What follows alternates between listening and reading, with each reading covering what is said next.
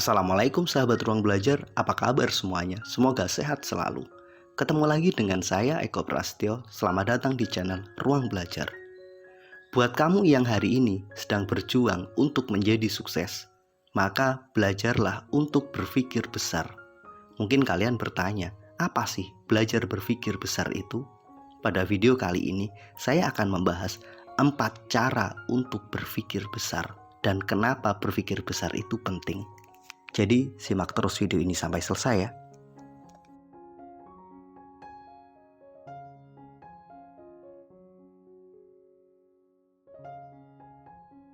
Kesuksesan itu dimulai dari berpikir, dan berpikir yang sangat besar adalah cara terbaik untuk mengawali kesuksesan itu. Jika pikiran kita kecil, maka tindakan kita juga akan kerdil, dan di situ gak akan pernah ada kesuksesan. Namun ketika kita mampu berpikir besar, berpikir sesuatu yang sangat luar biasa, maka kita akan mulai berpikir untuk melakukan hal-hal yang juga luar biasa, melakukan tindakan di luar nalar, melakukan cara-cara yang mungkin selama ini belum pernah dipikirkan oleh banyak orang.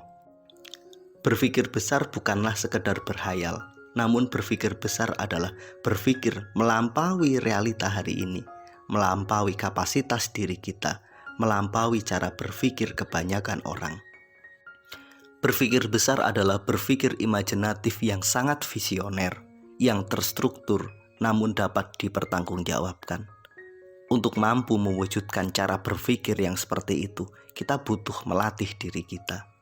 Pada video kali ini, setidaknya saya ingin memaparkan 4 cara untuk melatih diri kita agar kita mampu berpikir besar.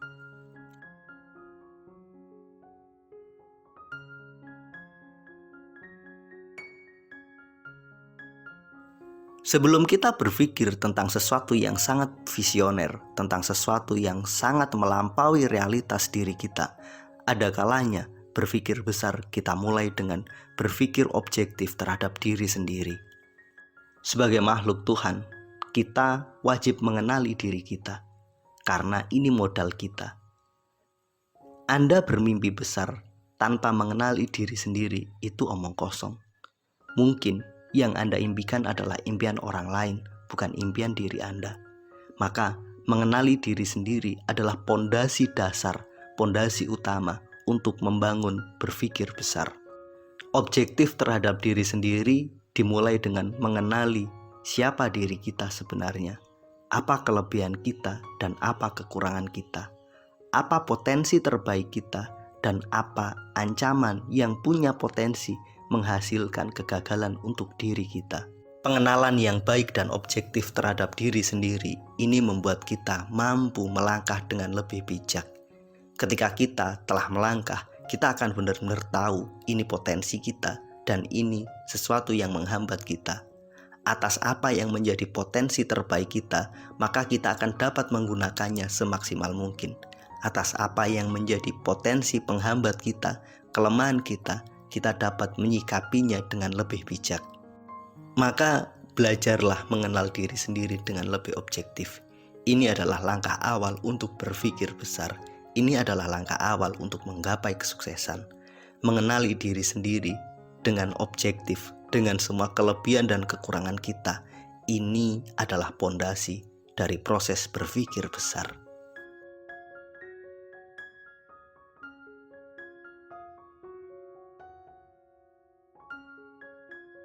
Langkah kedua dalam proses berpikir besar adalah kita bermimpi besar yang relevan dengan potensi diri. Setelah kita tahu kita siapa dengan semua kelebihan dan kekurangan kita, maka kita wajib bermimpi. Kita punya obsesi yang sangat besar yang sesuai dengan potensi diri kita.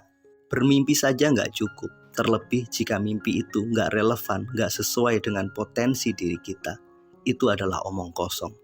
Ibarat kata, jika seekor ikan bermimpi untuk memanjat pohon, itu adalah sesuatu yang mustahil. Itu adalah impian yang justru menghancurkan. Jika kita tahu bahwa kita adalah ikan yang harusnya berenang di lautan, maka mimpi kita adalah mengarungi lautan yang luas dengan kekuatan kita. Jangan pernah bermimpi untuk terbang tinggi atau memanjat sebuah pohon, karena itu di luar kapasitas kita. Inilah yang dimaksud dengan bermimpi besar yang relevan dengan diri kita. Impian kita harus benar-benar mencerminkan potensi terbaik kita. Impian kita harus benar-benar mencerminkan siapa diri kita. Jangan sampai bermimpi sesuatu yang sebenarnya itu bukan potensi terbaik kita. Seperti ilustrasi yang saya sajikan sebelumnya, jangan sampai ikan bermimpi untuk memanjat pohon atau terbang tinggi, karena itu menyalahi kodratnya. Banyak orang punya impian, namun mereka kadang nggak benar-benar ngerti apakah impian itu relevan dengan potensi dan kodrat diri mereka. Jangan-jangan impian itu hanya impian orang lain yang kemudian mereka anggap keren dan kemudian ingin ditiru. Maka setelah kita kenal siapa kita, apa potensi terbaik kita, maka kita pun harus bermimpi yang sesuai dengan potensi terbaik kita.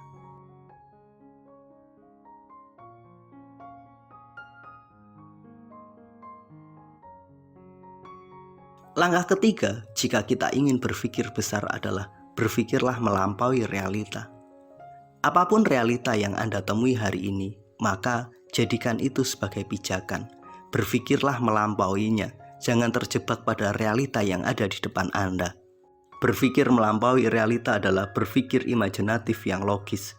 Di situ kita membangun visi jangka panjang, di situ kita mencoba untuk melakukan sesuatu out of the box. Ketika kita mampu keluar dari realita yang kita temui, maka kita punya kemampuan untuk berpikir dengan cara yang berbeda. Namun ketika kita terpenjara dan terjebak dengan realita yang ada di depan kita, maka kita sulit untuk menciptakan cara berpikir yang berbeda. Orang-orang yang berpikir melampaui realita terkadang dianggap oleh sebagian orang sebagai orang yang gila. Mereka berpikir tentang sesuatu yang tidak ada di depan mereka. Ketika mereka melihat tanah kosong, orang-orang yang berpikir melampaui realita akan berpikir tentang real estate, apartemen, atau hal yang sejenisnya. Mungkin hari ini Anda adalah seorang pekerja, tapi ketika setiap hari Anda bekerja di tempat kerja Anda bisa jadi berpikir menjadi pemilik tempat kerja itu. Anda bisa berpikir menciptakan lapangan kerja yang jauh lebih luas dari itu. Kemampuan untuk berpikir, melihat sisi yang berbeda, melampaui apa yang Anda alami hari ini akan membuat Anda belajar.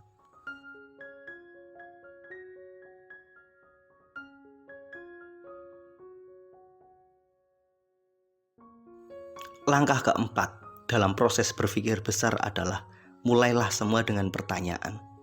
Berpikir melampaui realita itu penting, tapi kita nggak boleh berhenti sampai di situ. Semua pemikiran kita tentang cara melampaui realita itu harus kita lakukan, harus kita tutup dengan pertanyaan, dan pertanyaan itulah sebagai penuntunnya. Ketika Anda seorang karyawan, kemudian Anda berpikir bahwa Anda adalah pemilik bisnis itu, maka pertanyaannya adalah, saya harus memulai dari mana? Bagaimana cara saya melakukannya? Apa yang harus saya pelajari agar itu mampu terwujud? Pertanyaan-pertanyaan inilah yang harus kita susun ketika kita telah berpikir melampaui realita. Kemudian pertanyaan-pertanyaan itu yang pada akhirnya akan menghantarkan kita pada titik yang kita tuju. Mungkin jalannya hari ini belum jelas, tapi ketika Anda mampu menjawab pertanyaan-pertanyaan itu, kemudian melangkahkan kaki Anda mengikuti pertanyaan-pertanyaan tersebut, mengikuti jawaban atas pertanyaan itu, Anda sedang belajar, Anda sedang berproses mewujudkan apa yang sedang Anda perjuangkan. Jadikanlah pertanyaan sebagai penuntun. Setiap pertanyaan yang Anda sampaikan, coba temukan jawabannya, dan kemudian melangkahlah mengikuti jawaban yang Anda temukan itu. Inilah proses untuk belajar, inilah proses untuk berpikir besar. Ketika Anda mampu melakukan 4 fase dalam proses berpikir besar itu, maka di situ kita akan mulai menjadi lebih baik. Disinilah kita akan mulai berpikir dan berlatih menjadi sukses. Mudah-mudahan video ini bermanfaat. Terima kasih telah menonton. Sampai ketemu pada video kami berikutnya. Assalamualaikum warahmatullahi wabarakatuh.